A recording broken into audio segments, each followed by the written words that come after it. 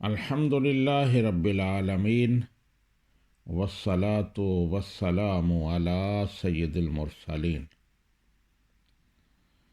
احباب، آج جو حدیث مبارک آپ کے سامنے پیش کر رہا ہوں، اس کا عنوان ہے شیطان سے پناہ مانگیں۔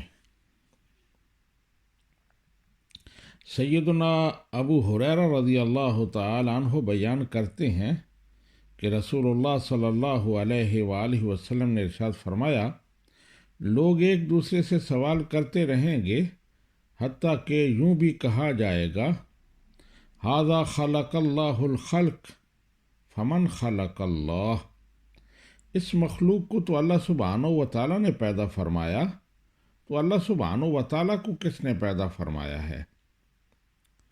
جب یہ کہیں لوگ تو تم کہنا، اللہ احد، اللہ الصمد، لم یلد ولم یولد ولم یکن لہ کفوا احد۔ اللہ سبحانہ و تعالی یکتا ہے، اللہ بے نیاز ہے، اس کی اولاد نہیں ہے اور نہ ہی اس کے والدین ہیں اور نہ ہی اس کا کوئی ہمسر ہے۔ پھر 3 مرتبہ بائیں جانب تھوک دینا اور شیطان مردود سے اللہ سبحانہ و تعالیٰ کی پناہ مانگنا۔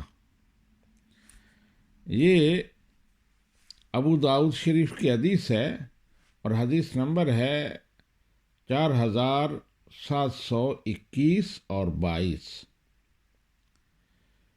ایمان کی کمزوری کی بنا پر انسان پر شیطانی وسوسوں کا حملہ ہوتا ہے، لہذا ایک مومن بندے کو ہر وقت مصروف عمل رہنا چاہیے اور اپنے ایمان کی مضبوطی کا سامان کرنا چاہیے۔